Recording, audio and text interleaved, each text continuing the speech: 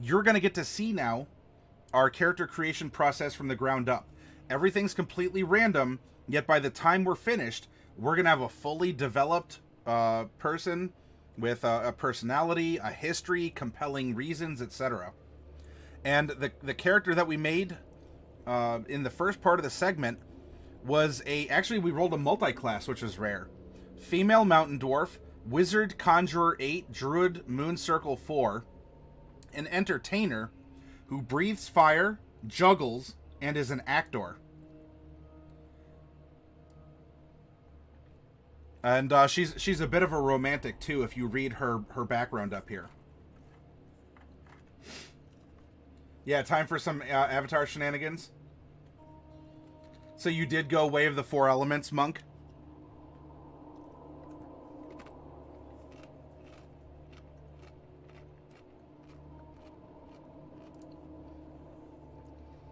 Let's roll a percentile to figure out if we have a female, male, or multi-class character. Another multi-class character with a 99. Woo-wee! We got a good night, huh? Alright, roll again, male or female. 57. We have a male character as our last one. A male what? Well, let's roll a d10 and find out. 10. Okay. 10 is a reroll. There's only 9 races. 7. A half-elf. Okay.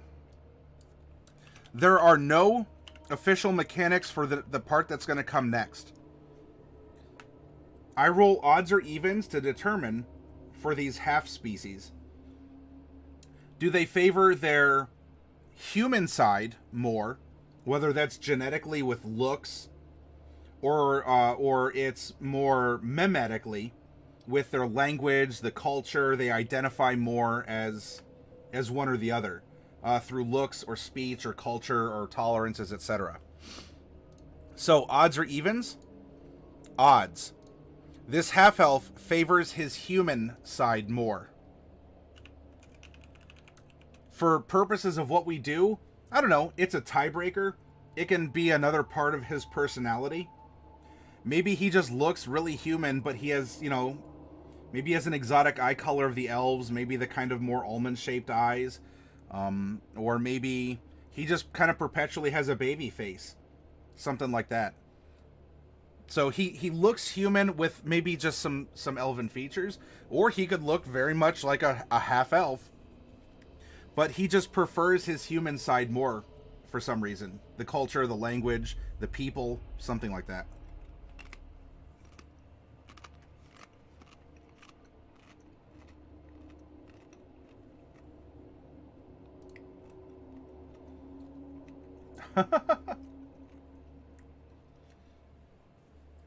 Spillheart. Your magic symbols triggered a trap. You are stunned for 1 round. So for 6 seconds, Spillheart has been stunned.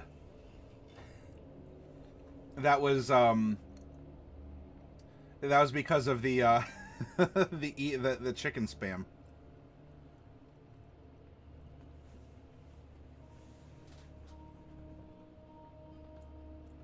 No, Spillheart.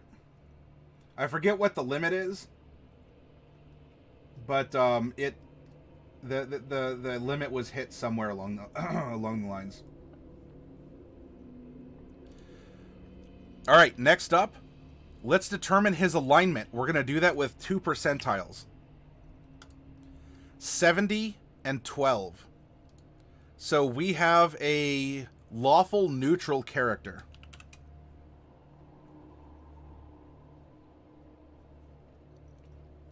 Well, you can show them. You probably just should only do them, like, I don't know, 5 or 6 at a time.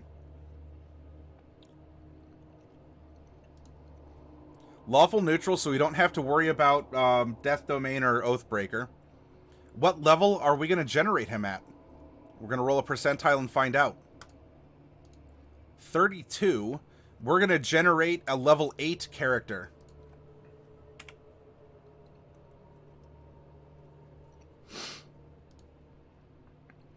That means this character is going to get 2 stat bumps, or ability score improvements, or ASIs. Of those 2, let's determine how many of them are going to be feats. And we're going to do that with a percentile roll. 94. Alright. Both of them are going to be feats.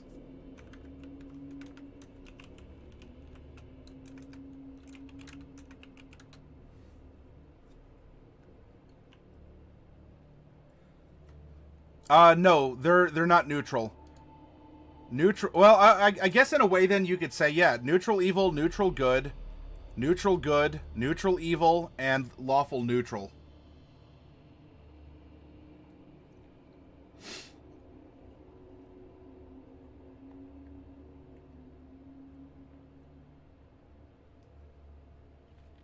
Those are some cute chickens, Spillheart.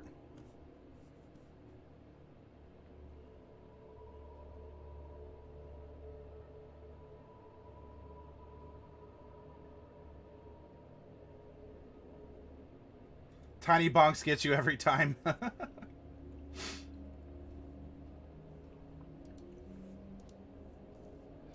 Now, we're going to determine, with a 13-sided die, what his background is.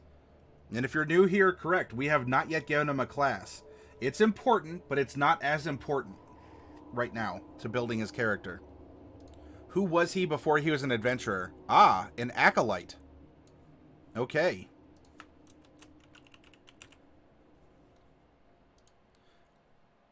Acolytes don't really have any special origin. They may serve a different faith, but it's not like the difference between a sailor and a pirate, an entertainer and a gladiator, that kind of a thing. A noble or a knight. We're going to give him 2d8, or we're going to give him 2 personality traits with 2d8s, 8 and 3. And now we're going to roll 3d6 for his ideal bond and flaw. 6, 4, and 4. What do these numbers mean? I don't know. It doesn't matter right now. These are just placeholders. We've cast the bones into the augury dish, and we'll read them in just a moment to find out what they mean. Now, we get to decide by rolling the d12 twice. What will his classes be? Okay, here we go.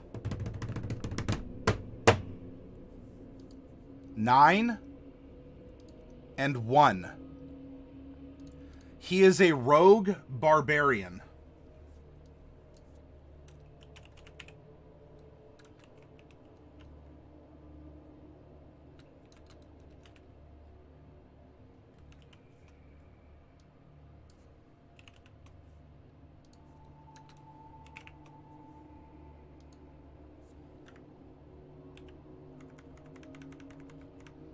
And we'll split these two.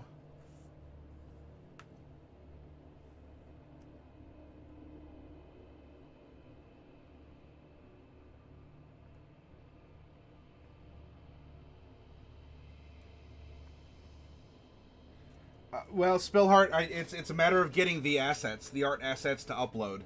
But I appreciate the urging, as I will be getting emotes for the channel.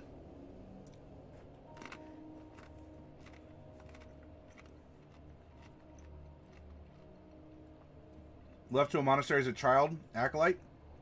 Or he just served in his neighborhood church. There's a lot of different ways. Okay. As a rogue, there are 3 different types of rogue. Let's determine which type he is with a D3. 1. He is a rogue thief. And which type of barbarian? There's 2. So I'm going to roll the D12 and we're just going to go odds or evens. Evens.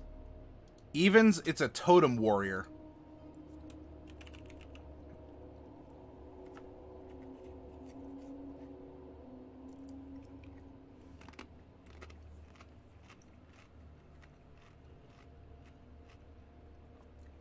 Rogue Barbarian, Santa. Reckless Sneak Super Slam of Destruction. Now let's give him some physical features. As a half-elf, they start at 4 feet 9 inches tall and we're going to add 2d8 inches to his height. We're adding 9. So he is 4 feet, 18 inches tall. We're going to take the same 9 and multiply it by 2d4. So 2. And we're going to add 18 pounds to 110. So he is 128 pounds dry.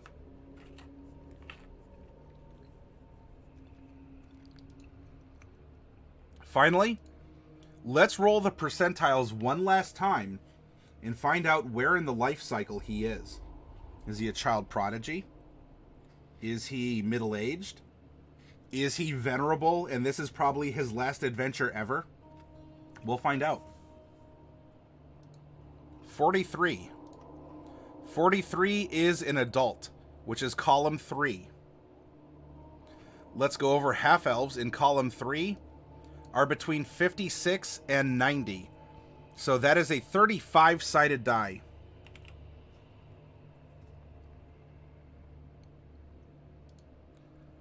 $26. All right, so he is 116 years old.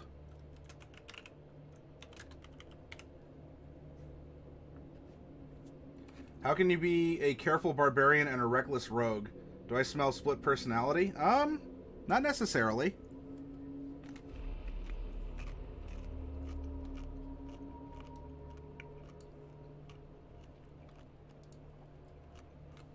Okay. Background. Start with your background. This is what your character did before he or she was an adventurer. And the background gives more to your character, your character's character, than your class or even your race.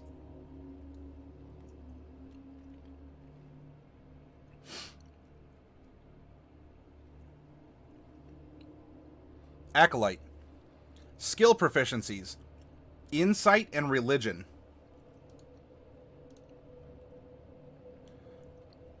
We get 2 languages of our choice.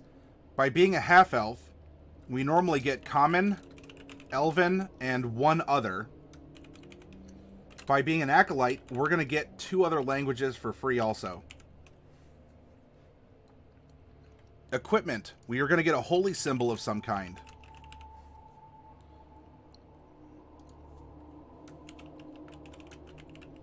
A prayer book.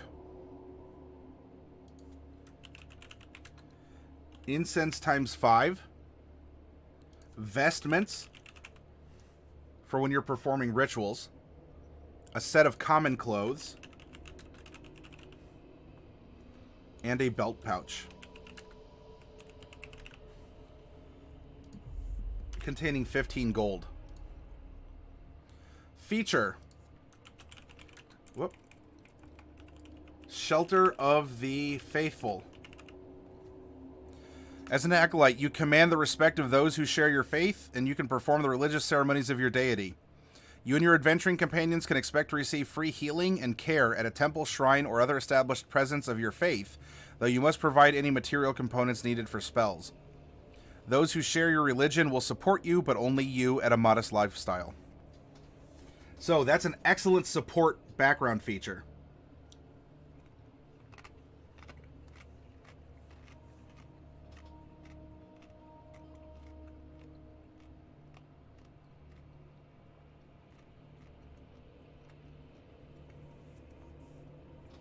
A very composed rogue, as everything goes according to the plan, and goes into frenzy when he breaks his lockpicks and unhinges the door.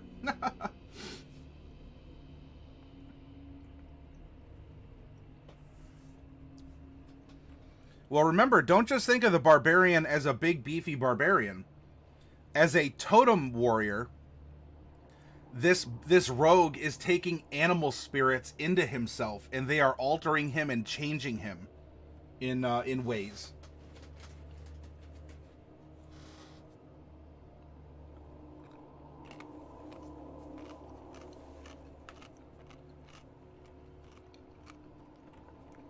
Okay. Let's find out who he is. Personality traits, 8 and 3. I've spent so long in the temple that I have little practical experience dealing with people in the outside world. So he's kind of sheltered. And maybe that's what can make him panicky and rage. And 3, I see omens in every event and action. The gods try to speak to us. We just need to listen. So it sounds like, and maybe because his body has been undergoing these changes, even since before he became a totem warrior barbarian. You know, maybe it's just totem warrior by name in the PHB.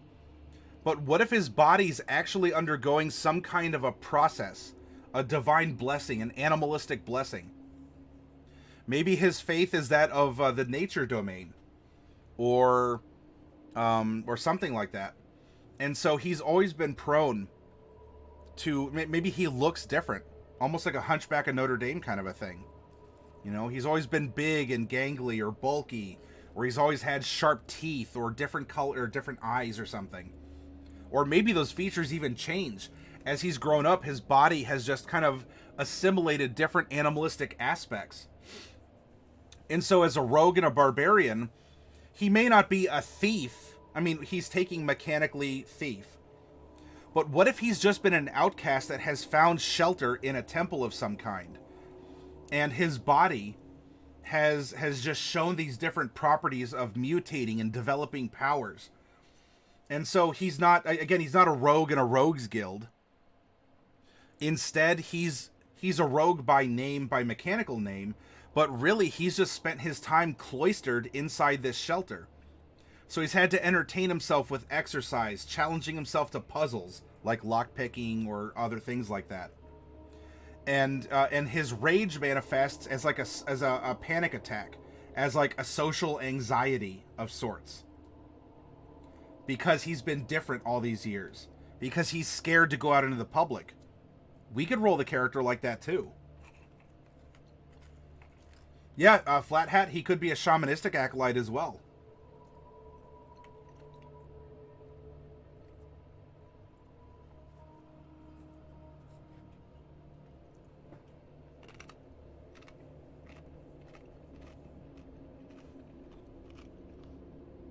Like a hedgehog crossed with a porcupine, yes.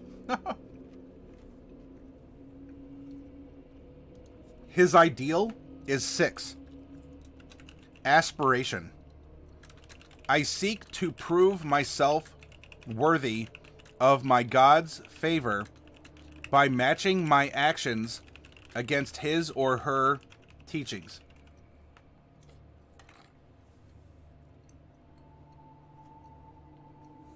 Really likes being in shadows, but is curious. A spy type rogue. Yeah, we could roll with that. Look, he's a half-elf. Maybe he inherited something genetically from his elven side. You know, some fey blood. Or maybe a parent was... Maybe a parent was a druid of some kind. And this is how things manifest.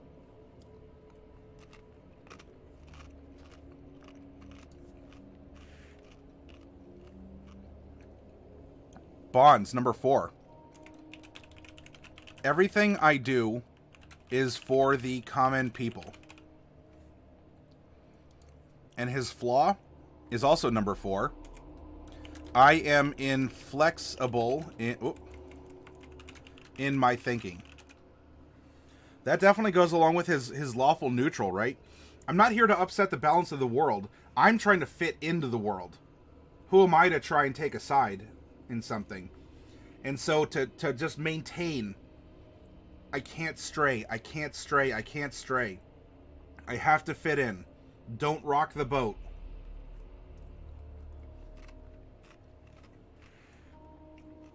Hey, Ninbins. A rogue Barbarian, yes.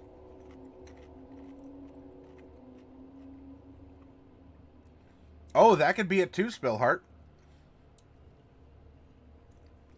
Or, I don't know, what if his mom died while giving birth, and she actually made an incantation and left a part of her druidic essence on him as he came into the world and she passed out of it? There's all kinds of things that we can imagine.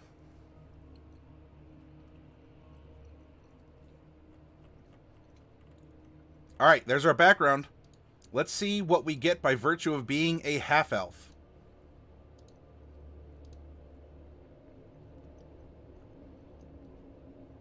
Charisma by 2, and something else by 1. Probably dexterity? I don't know. We'll see.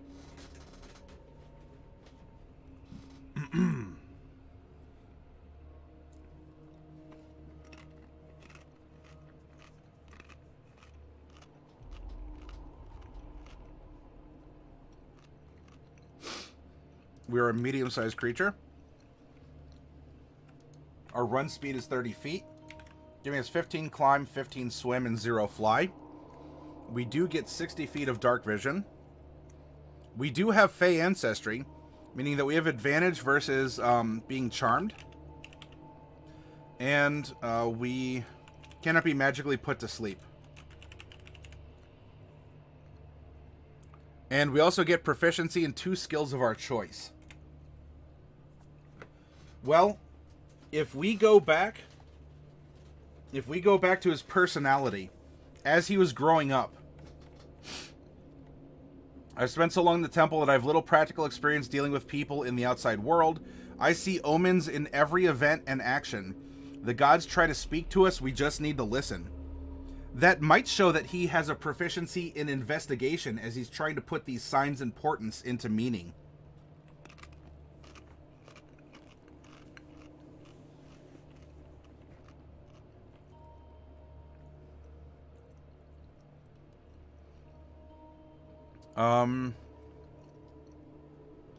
So maybe we give him investigation. And I don't know, does anything else jump out at you all? Maybe he's good at animal handling? I don't know. Or if he's worked in the church and we're going for that kind of like Hunchback of Notre Dame, we can give him some sort of a physical skill. Athletics or acrobatics to get around.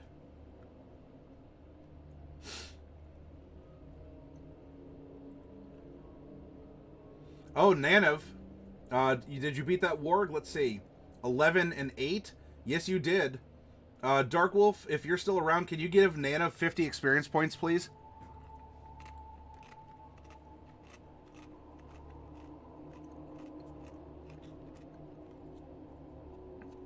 Why would you say survival, Spillheart?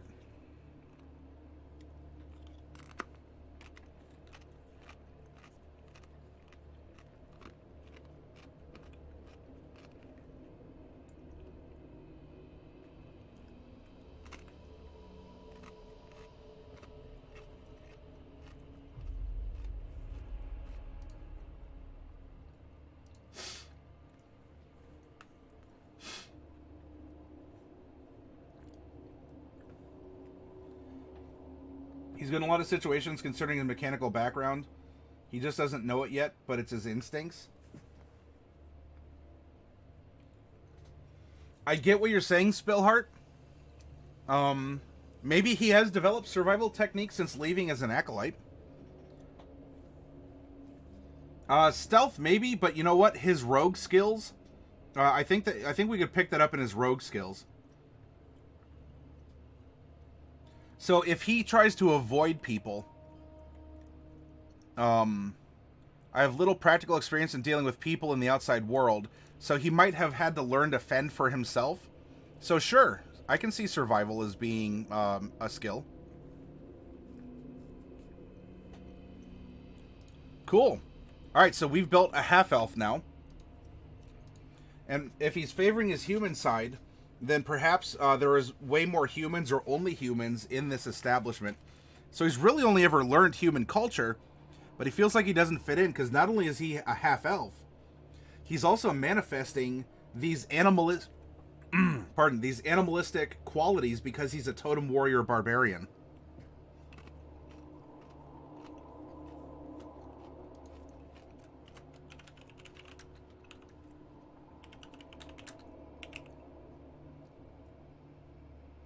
Oh, Flat Hat gets squished by a goblin. There you go, Nanav. I got your points. All right. Next up, we're going to go to class. Now remember, just as we learned in the last with the last character that also randomly was a multi-class character, build it one class at a time. Don't let the word multi-class make you clench up or get all anxious. It's not that hard to do, especially if you don't have any spellcasting classes like we did with our last one, which is a wizard druid.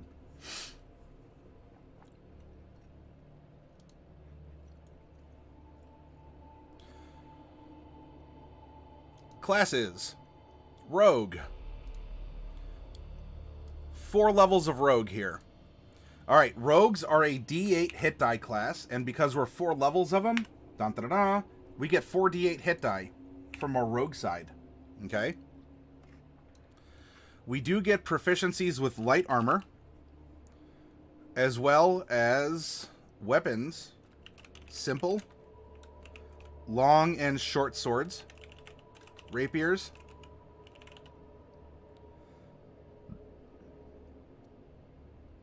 and hand crossbows. Although I'm typing this, and I think Barbarian is just going to say you get all simple and martial weapons. We'll see. No problem, Nanav. We are proficient in thieves' tools, saving throws, dexterity, and intelligence. Skills. Choose 4 from acrobatics, athletics, deception, insight, intimidation, investigation, perception, performance, persuasion, sleight of hand, and stealth. Ooh. Okay, we get 4 off this list.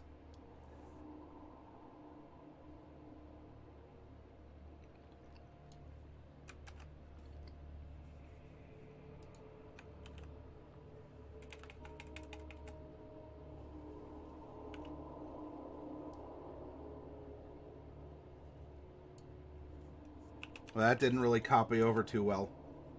Alright, acrobatics, athletics, deception, insight, intimidation, investigation, perception, performance, persuasion, sleight of hand, and stealth. Stealth might make sense if he feels like he's awkward around other people. And that did come above from Flathead. So maybe we can give him stealth up here. What are 3 others that we might want to give him? Uh-oh, Fluffy Sheep's running an epic. Can you defeat the dreaded red dragon? Only a 20 or greater can defeat it. You attack normally, adding a +7. Perception, you think also, Flat Hat? Fluffy Sheep, it stops on a 6. +7 is 13. Fluffy Sheep has been turned into dragon food, and after a time will then become dragon poop.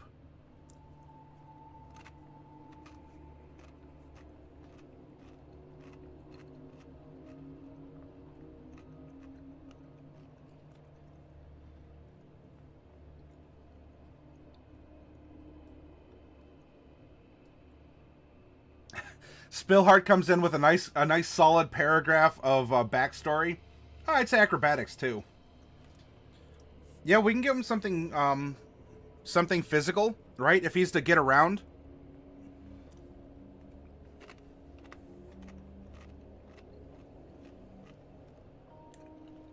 Fluffy Sheep is now a female human sorcerer.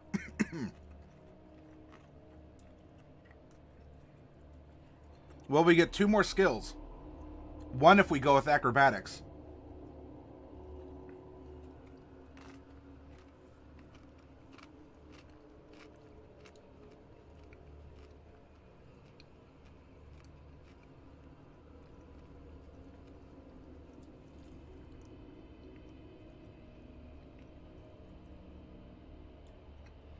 Person sounds like a pain in the butt. I would go with intimidation and persuasion.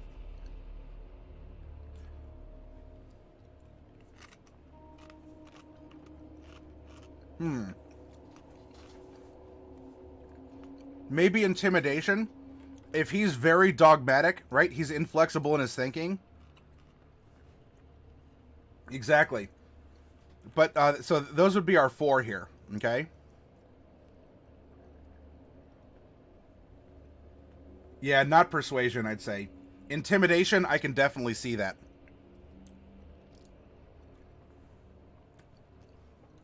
Okay. Equipment. A rapier or a short sword? I don't know. Let's give him a short sword, I guess.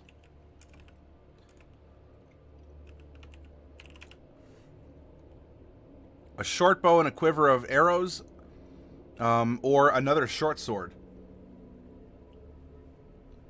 Give him some options, maybe? If you want him to have 2 short swords, we can do that too. Just let me know, and we can change this up. A burglar's pack, a dungeoneer's pack, or an explorer's pack. If he's striking out on his own, I don't think he'd have the burglar's pack.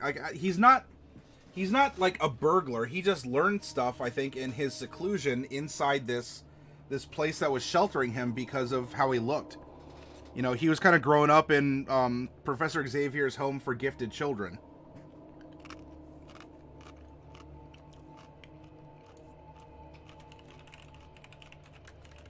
Maybe a dungeoneer's pack, because he doesn't mind exploring caves or ruins or things like that.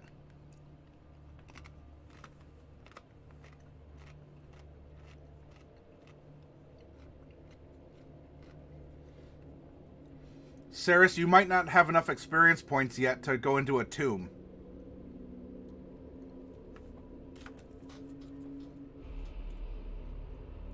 What would he but deceiving, though, Pi?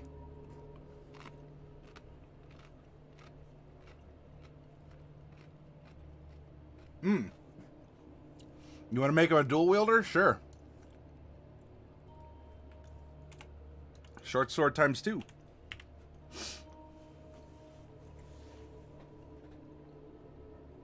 Yeah, you got to start small. You got to start small, Saris.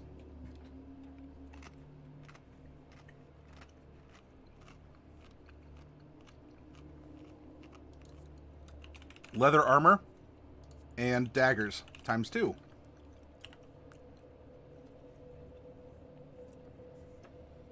Let's see, Saris, you got disadvantage, so that's 10 plus 1 is 11, but you still beat the Null Pack. Congratulations.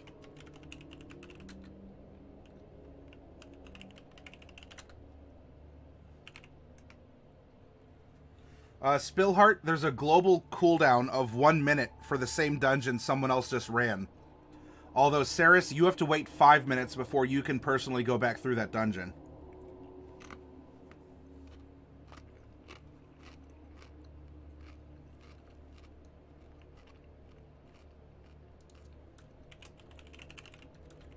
Expertise. We can give him expertise in 2 skills, or we can replace one of those skills with an expertise in thieves tools. What would you like to see him have as an expertise? As well, he also gets sneak attack. And I believe we're up to 2d6 if we look at the rogue chart above.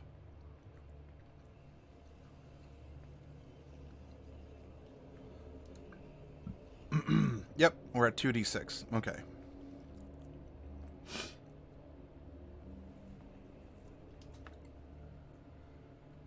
That following his religion would be good for you? I have a problem being sympathetic to this character, unlike the previous several ones.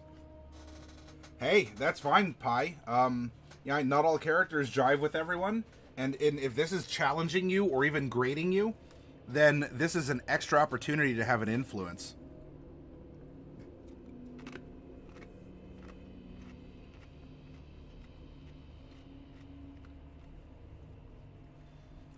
Saris, you can run a forest.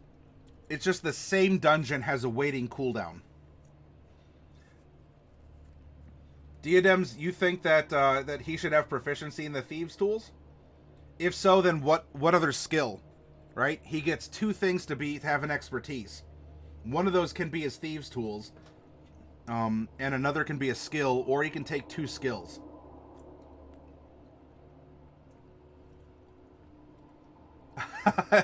King sniped your forest run, Saris. You gotta wait a minute now.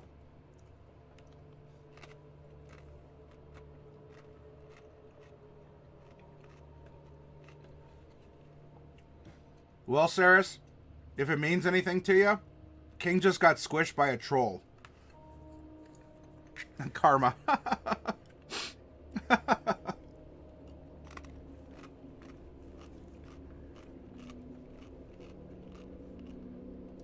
We also know thieves can't.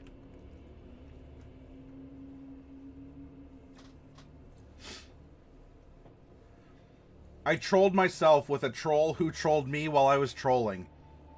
Meta, meta, edda, edda, edda, edda.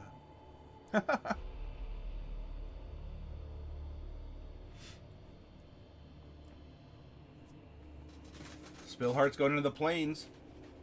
Disadvantage 6 plus 2 is 8. You still managed to defeat the warg. Nice job, Spillheart.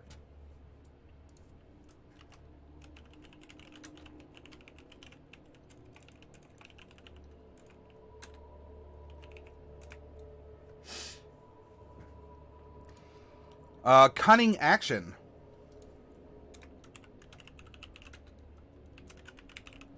Meaning we get more things we can do with a bonus action. And then we're going to get our roguish archetype, which is going to be Thief.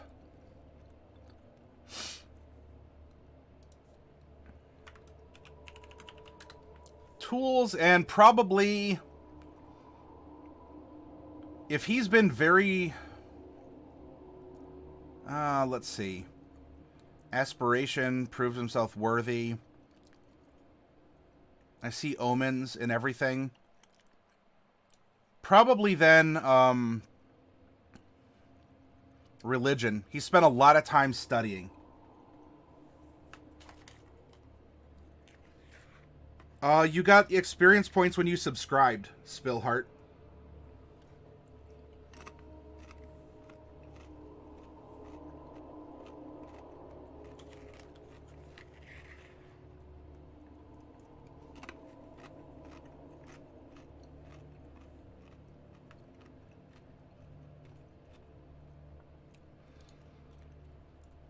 Okay. So we have built... oh, hang on. We got to put his thief ability here. He gets fast hands. Use a bonus action. And also second story work. Making him even more mobile.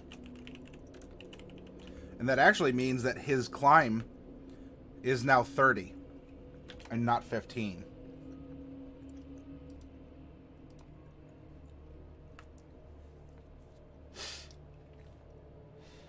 Spillheart, 17. Oh, you defeat the wolf pack.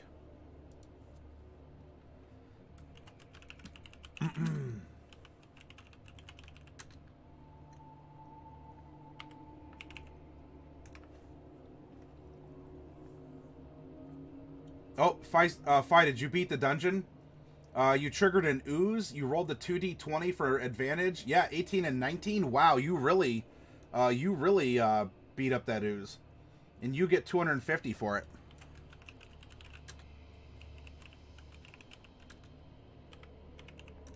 There you go, Fi.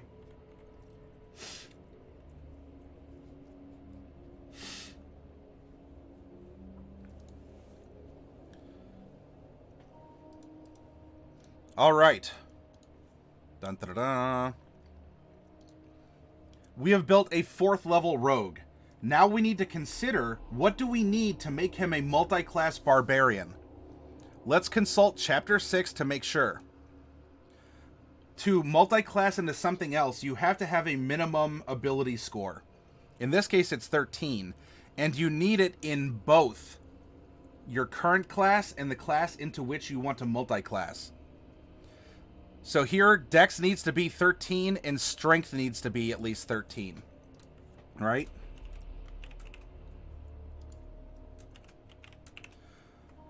We can accomplish this easily enough. When we multi-class into a barbarian, these are the proficiencies that we get. Not everything that you'll find on page 1 of the barbarian entry. Shields, simple, and martial weapons.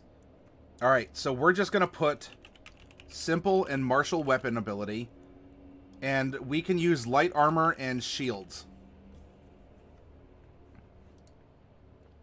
And we don't have to worry at all about Channel Divinity. Extra attack, we don't get yet. But just remember that extra attacks do not stack. You get one extra attack if you get an extra attack. That doesn't count stuff like Flurry of Blows. We're just calling the feature called extra attack.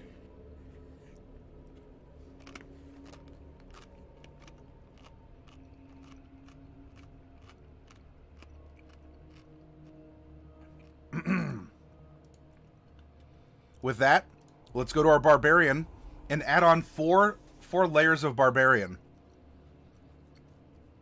Hit dice. We have 4 levels of Barbarian that give us they have D12 hit dice.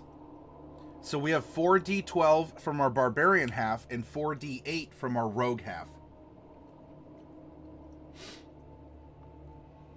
King is defeated by Ceres's booger.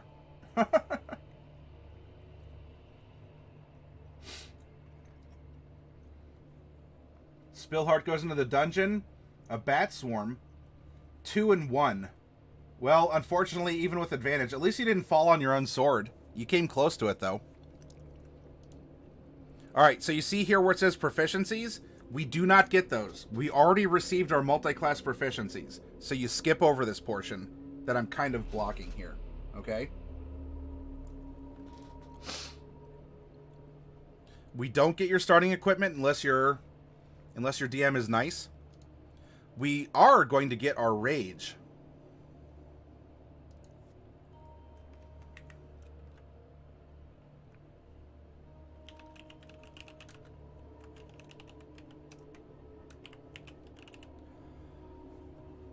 Rage, kind of like Wild Shape, you get a bunch of interesting bonuses and checks, or like things to provide you your sandbox to play in while you're raging, just as you get when you're in an animal form. I suggest reading it over. It's powerful.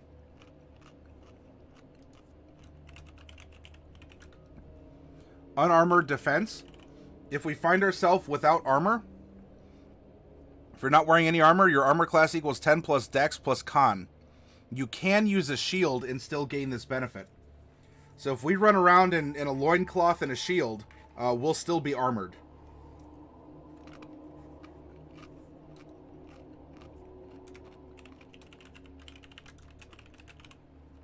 Reckless attack. We can get advantage on our attacks if we give advantage to be hit. Danger sense.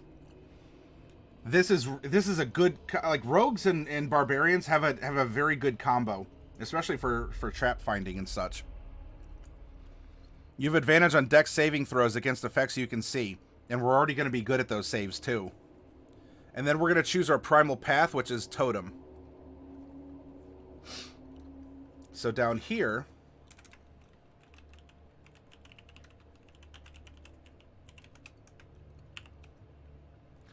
Path of the Totem Warrior.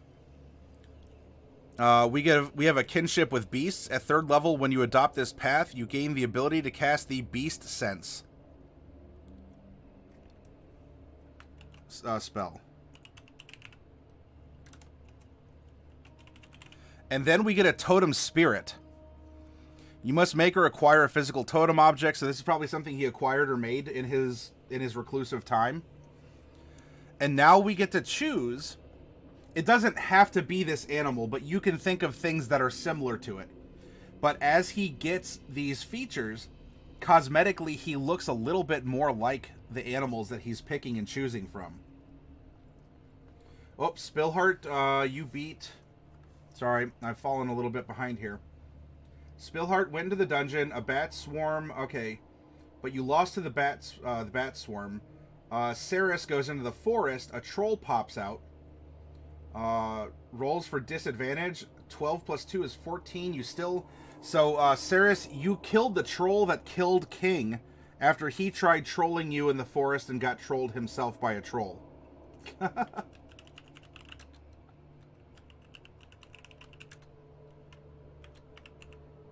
Spillheart goes into the plains, a lion pops out, and you You defeat the lion.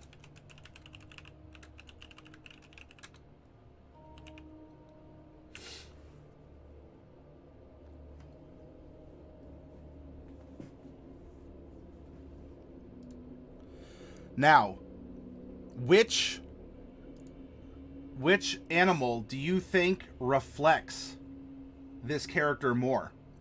Yes, there's mechanics, and those can count, but what animal are similar? For instance, a bear could also be a boar, or something like that. An eagle can be a hawk, or another bird of some kind, a sparrow, or an ibis. A bear, while raging, you have resistance to all damage except psychic damage. The spirit of the bear makes you tough enough to stand up to any punishment. So, do we have a tough boy? Eagle. While you're raging and aren't wearing heavy armor, other creatures have disadvantage on opportunity attack rolls against you, and you can use the dash action as a bonus action on your turn. The spirit of the eagle makes you into a predator who can weave through fray with ease. So, we get half of that by being a rogue. We can use dash as a bonus action. However, if we do go with the eagle augmentation, that means that any attacks of opportunity on us are at disadvantage. Or the wolf. Or the hyena, or the lion, or whatever. While you're raging, your friends have advantage on melee attack rolls against any creature within 5 feet of you that is hostile to you. The spirit of the wolf makes you a leader of hunters.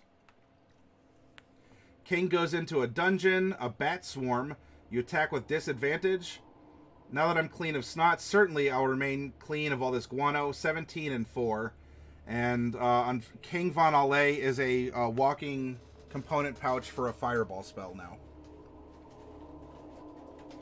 Did any of these animals sound thematic to the character that we're creating? You don't think he's a leader? He could have conviction, right? He's inflexible in his thinking. If he convicts someone and gets upset at them as this inflexibility, he may not be a leader, but he can certainly, he can certainly command people to take action.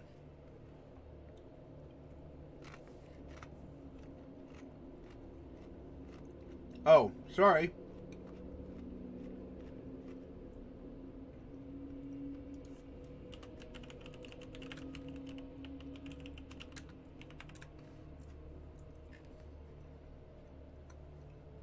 More of a lone wolf.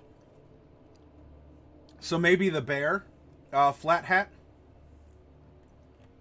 So he can just tank damage.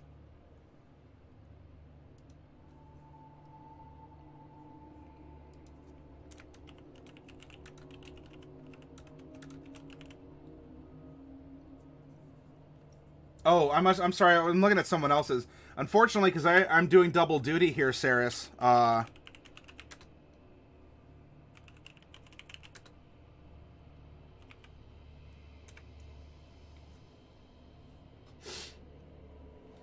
You'd go eagle, Flathead? Why is that? I don't mind going eagle, but I enjoy knowing what your rationale is behind it.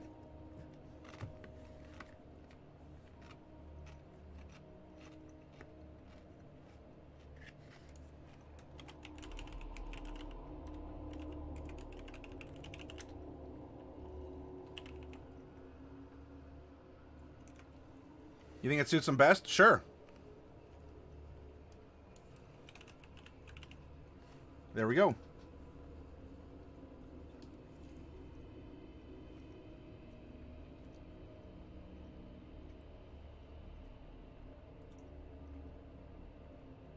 Yep, Physaris, you're dead. Well, we can bring you back to life if you want to have some fun and use a res please command. Oh, that's fine, Flathead. That's perfectly fine.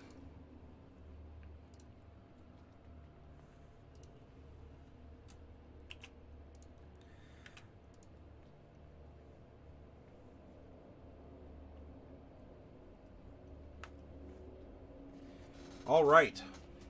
Now, let's assign him some basic scores and then give him some feats, which can also augment his ability scores.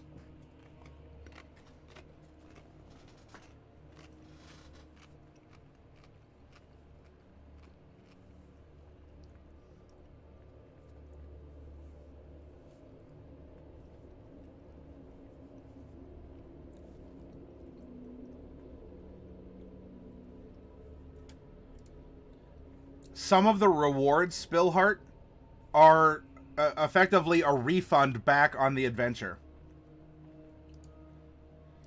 So it kind of reflects that you won the adventure, but at what price? It was a neutral outcome. Fi, you come back. You're dead, but not for long. When the spell ends, you arise to find yourself as a male tabaxi sorcerer. Well, there you go. You're a magic using cat boy.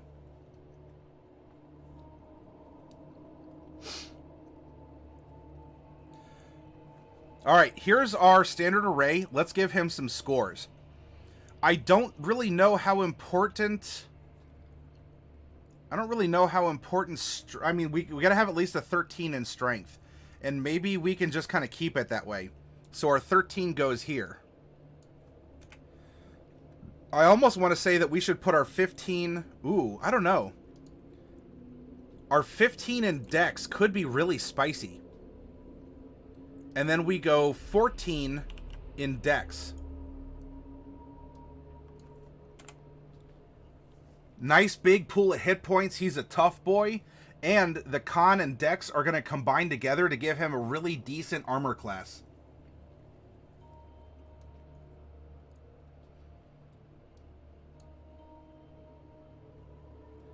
Okay, so Naniv wants to put the 15 in dexterity. If we do that and put the 14 in con.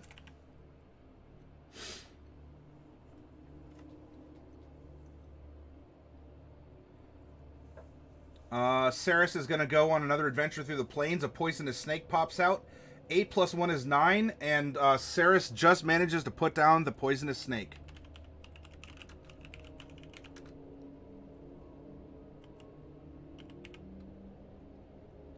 Spillheart has 150 EXP on the line on an orc warband.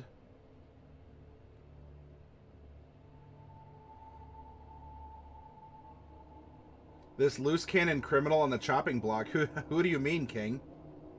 18 and 16. Spillheart defeats the orc warband.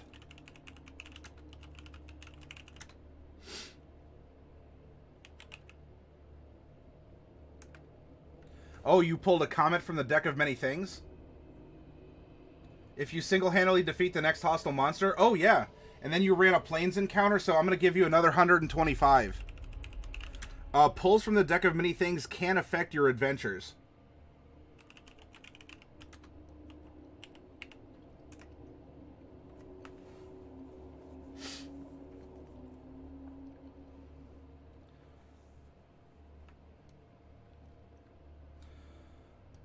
So if we do that, our dexterity would go to 16 from our floating one from a half-elf. There's our 14 in our con. Our 13's in strength.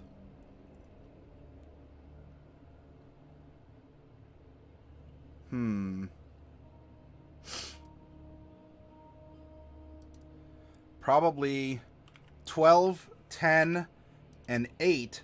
combined with the half-elf charisma would actually give this charisma a 10. And this is before we add any feats. Well, Spillheart, I'm glad that you enjoy it. It's supposed to be a lot of fun. Sandsfire pulls from the deck of many things. You lose a level, discard this card, and draw from the deck again, counting both draws as one of your declared.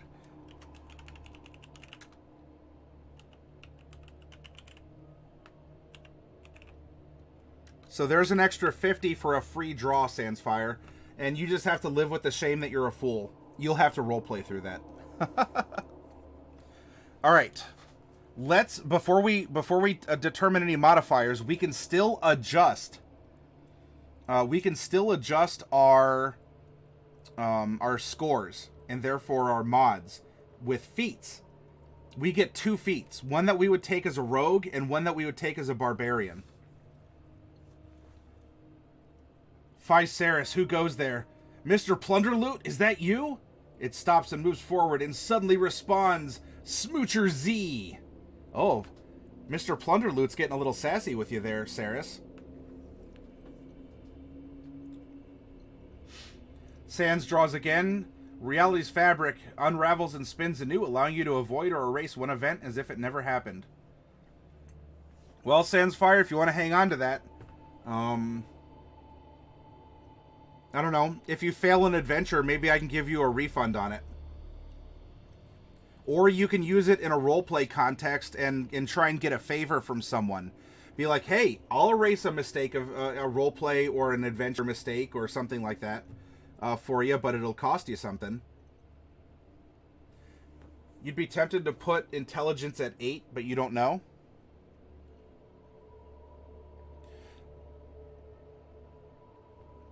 If you have rationale for it, Pi, I don't mind entertaining it.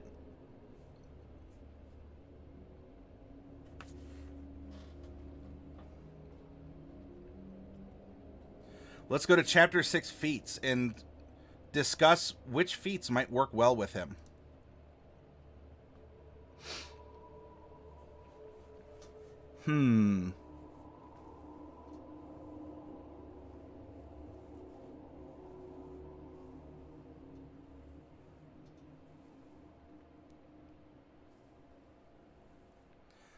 Dual Wielder could be interesting since he has 2 short swords. Athlete could be interesting. Increase your strength or dex by 1. When you're prone, standing up uses only 5 feet of your movement instead of half. Climbing doesn't have your speed. Well, that's kind of redundant. You can make a running long jump or running high jump after moving only 5 feet. That's second story work. That might be kind of redundant then.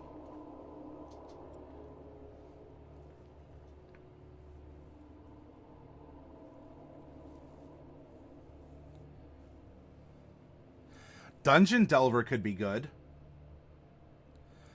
Alert to the hidden traps and secret doors found in many dungeons. You gain the following benefits. You have advantage on perception and investigation checks made to detect the presence of secret doors. You have advantage on saving throws made to avoid or resist traps. You have resistance to the damage dealt by traps.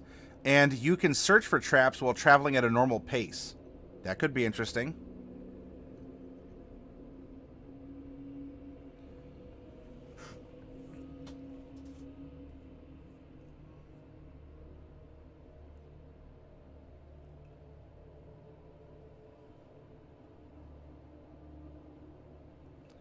Maybe Grappler? Eh.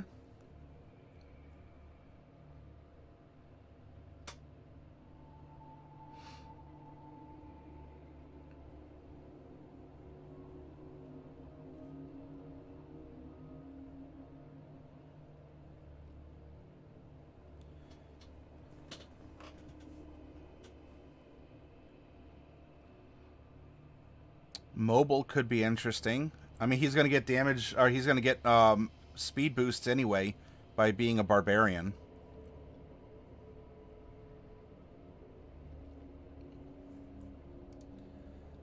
Oh, a couple people are adventuring here. Who Saris runs away screaming so he doesn't get smooched by Mr. Plunderloot. Question, is the halfling luck ability overpowered, and should I restrict it to once per short rest? It can be, it depends on the context of your game, Caboose. If you don't run a lot of encounters, I mean, it's really how often are you going to be running content that Lucky can apply to? If you're not running a lot of content that Lucky can apply to, then yeah, you can cut it back some. Because you're just scaling it to fit the slower or the more story focused campaign you're running. However, if you're running 2 or 3 combats a session, or if it's a very combat heavy module or campaign, you may want to leave it as it is.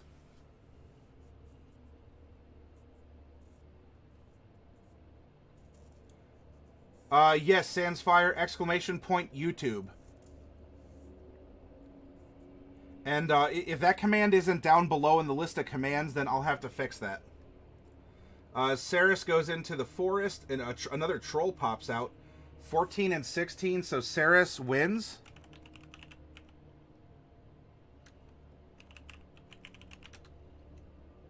$150.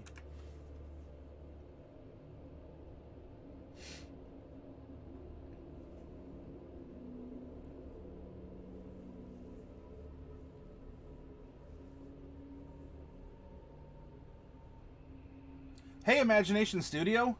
Sorry, I'm just catching up in chat here. Welcome. I was showing off your dwarf 3D model a little earlier at the introduction of the session.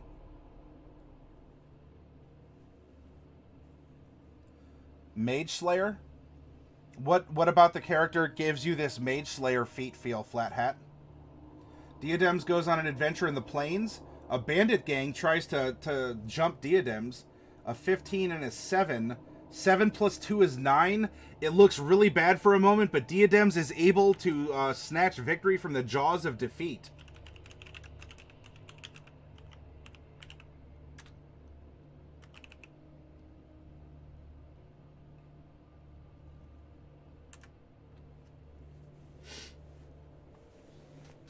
Could you see his history? Or you mean his background? Here.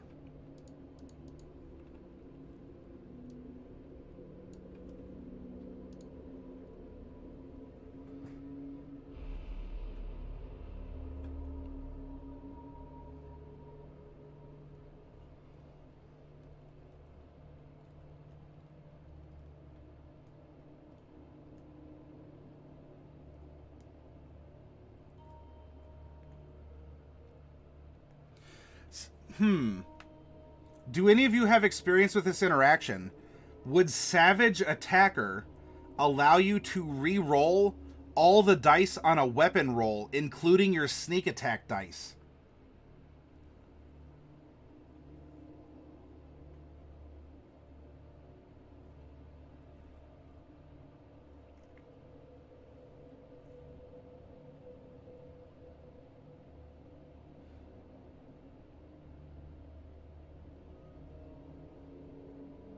Oh, Spillheart squished by a rock.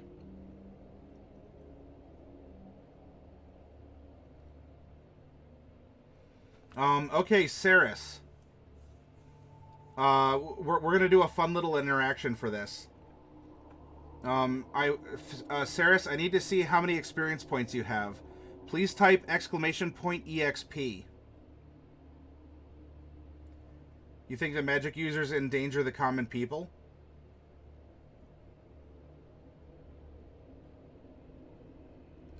Well, he's not necessarily a do-gooder. He is lawful neutral. Okay.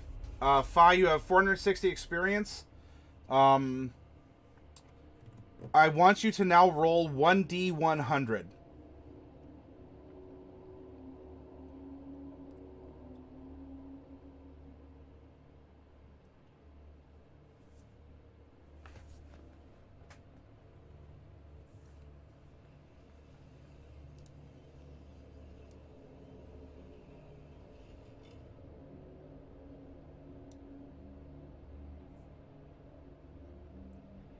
It stops on 13.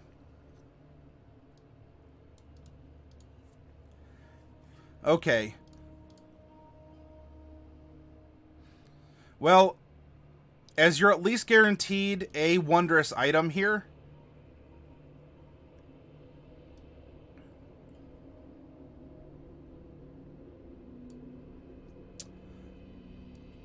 Saris, you have a potion of healing. It doesn't necessarily have a mechanical benefit, and it's something you have to remember you have. But if you want to roleplay with other people in the channel, you have a potion of healing that you can use.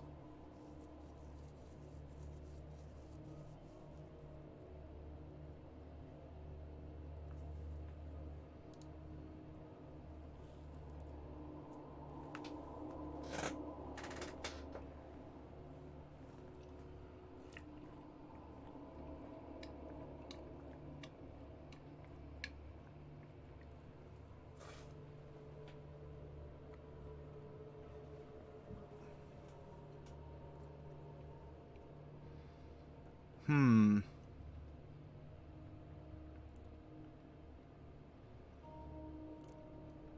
Skilled isn't necessarily a bad one either. Oh, Skulker could be a good one. You're an expert at slinking through shadows. You gain the following benefits. You can try and hide when you're lightly obscured from a creature from which you're hiding. When you're hidden from a creature and miss it with a ranged weapon attack. See, he doesn't make a lot of ranged. Dim light doesn't impose disadvantage on your perception checks. He wouldn't be getting it anyway.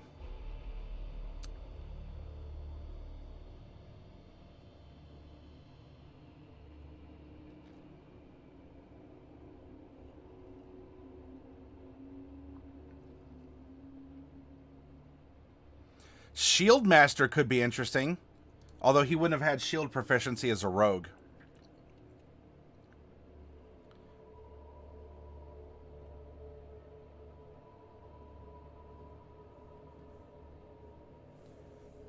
The Martial Adept could be very interesting. Give him some tactics in combat. Saris is going on a journey into the dungeon with the floor collapses. And goodbye. Bye, Saris. If you wanted potions for the campaign, you can still buy some. Granted, with being able to heal 18 hit points a day, might not be entirely needed. Oh, that's for the game that you're running. Gotcha.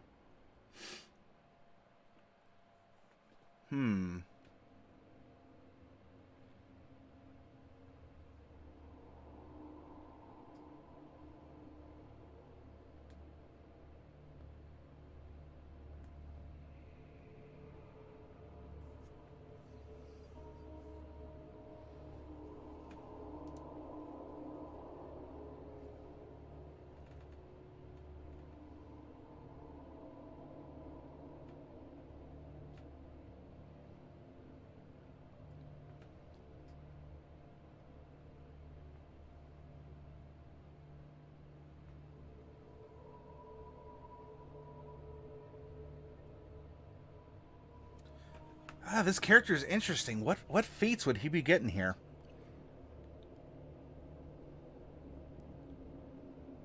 We could probably give him dual wielder.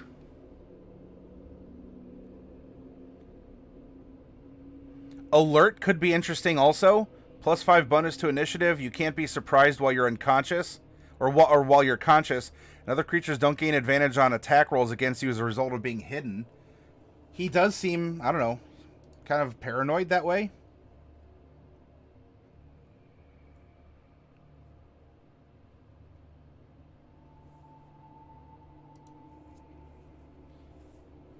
Charger? Perhaps.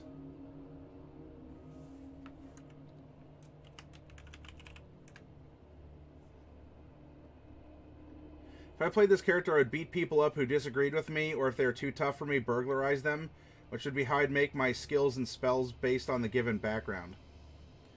Well, so he doesn't have spells, but, so how, if we want, we can make him skilled, right? We can give him proficiency with any combination of 3 skills or tools.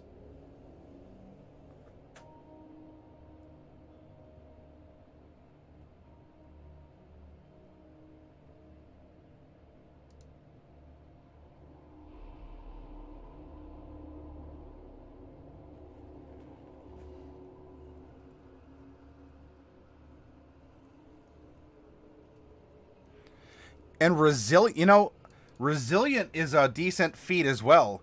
It gives you proficiency in a saving throw. So we could make him a really tough boy, right? We could give him, I don't know, we could give him resilient something else. Resilient con. Resilient strength.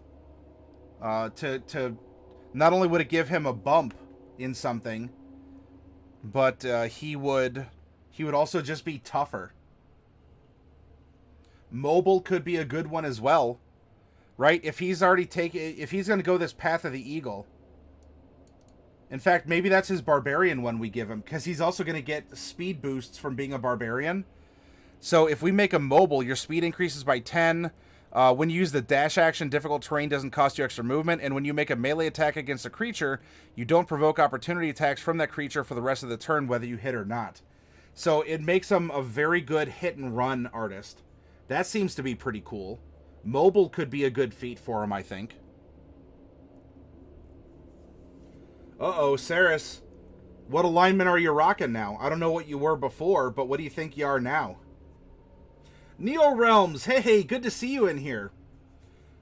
Everyone, if you enjoy art streams and a really fun, relaxed atmosphere, good conversation, please be sure to check out Neo Realms' Twitch channel. Neo, if you want to put a link to your channel, you're certainly welcome to do so.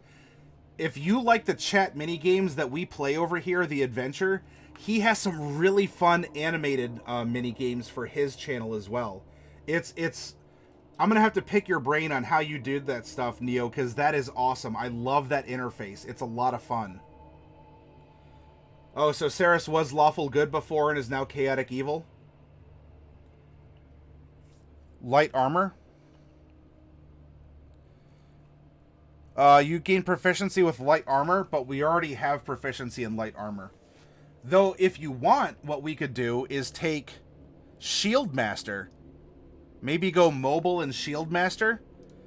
You take the attack action on your turn. You can use a bonus action to try and shove the creature 5 feet with your shield.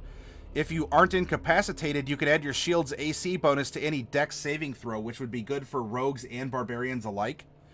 And if you're subjected to an effect that allows you to make a dex saving throw to take only half damage, you can use your reaction to take no damage if you succeed, interposing your shield between yourself and the source.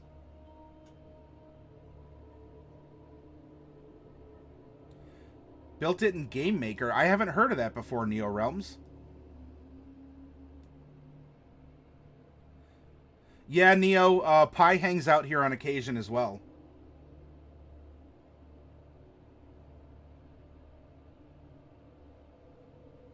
Yeah, Nanav, with my new settings, I need to fine-tune my green screen. It's been kind of bleeding into the camera a little bit. Laws, have a good night. Thank you for being a part of what we're doing.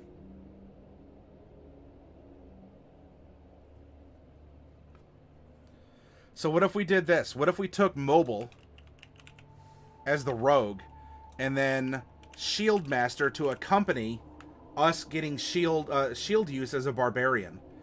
This makes us even speedier, and it gives us a lot of combat options, including attacking on the fly, which I think this character seems to do.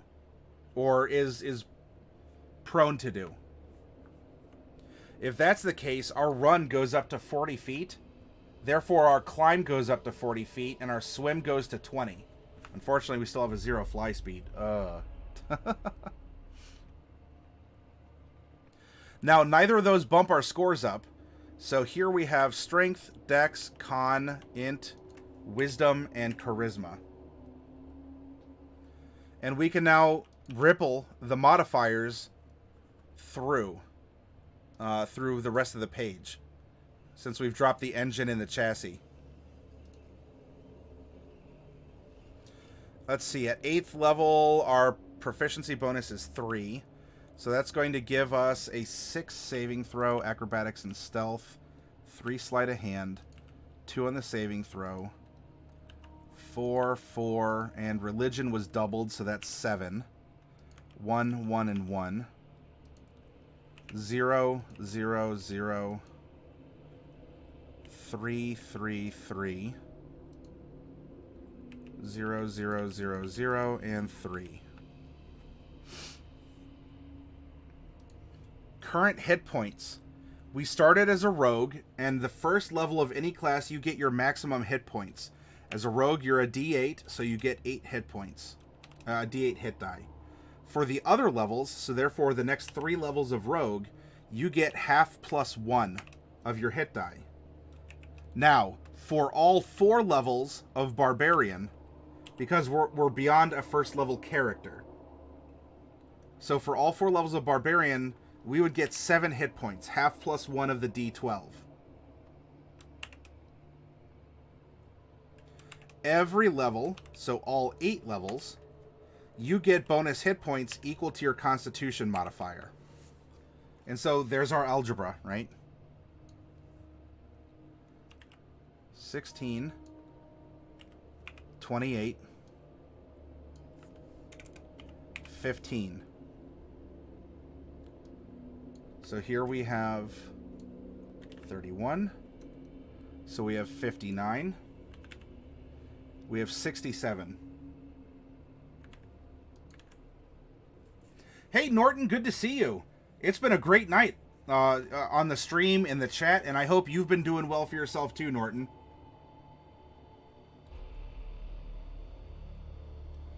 Monica ran through last night in the Pathfinder board game.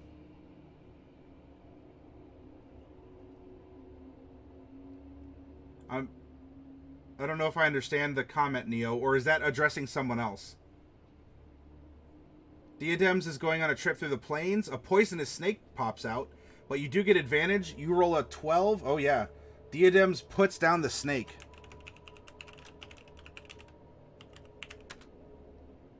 Congrats.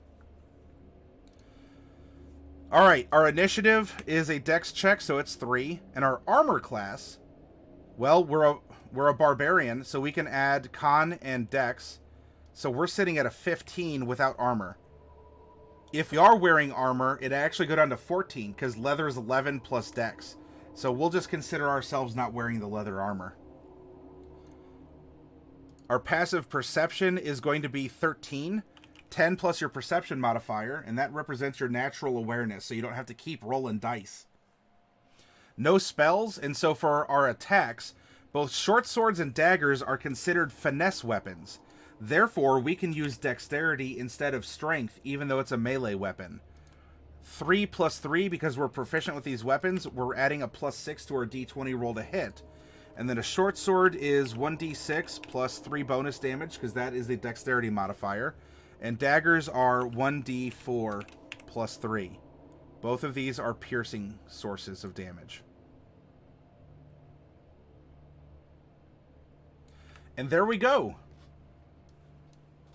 Congratulations, everyone. We have a party of 5 randomly generated characters. And tomorrow, we're going to take them and we're going to examine the party. And then we're going to make a campaign that would feature them in some way, you know, to challenge them and to tell a cool story, which we started to do during the map making session yesterday. You all had some awesome ideas, and I hope you've held on to them, because we together are going to craft a campaign for these characters.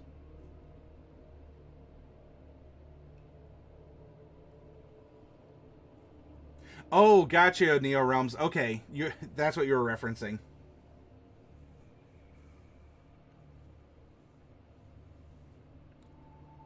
The perception, I think, is the second part of the eagle. I'll double check, just to be sure.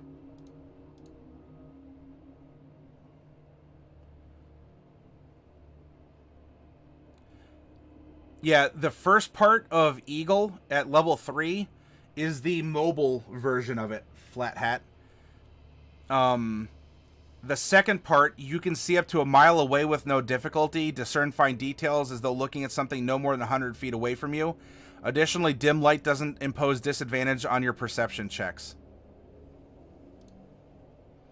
And the third one, while raging, you have a flying speed equal to your current walking speed. This benefit works only in short bursts.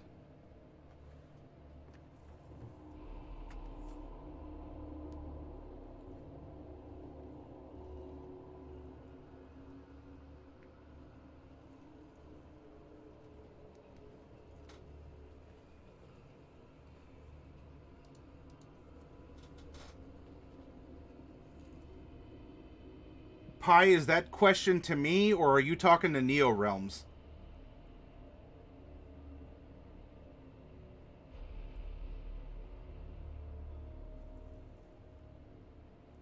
Nanav, let's see, you have 18 and 19. Oh, nice. So you won 200 experience points for for dodging that poison dart in the dungeon.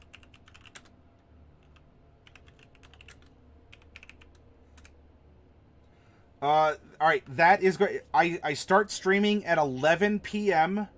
Eastern time.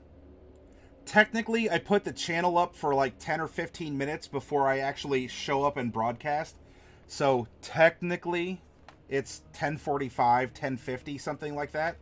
But I don't show up on camera and we don't do broadcast until 11. If I'm running a little bit late, I'll try and put a notification in Discord. But my intro slide for that 10 or 15 minute initial buffer, like everyone get together, sit down, have a drink, and talk. That buffer has not only what we're going to do, but when I'll start the actual broadcast. Oh, I missed Norton. Sorry, Norton. What do we have going on here? No, well, I said hi to him. So Norton says Maddie. Norton tries drawing from the deck of many things, but it didn't manifest.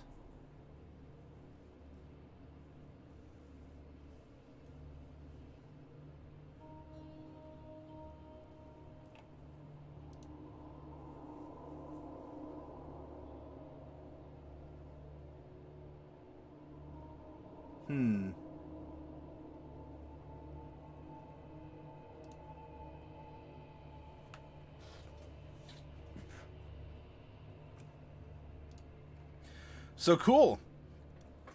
We have our characters.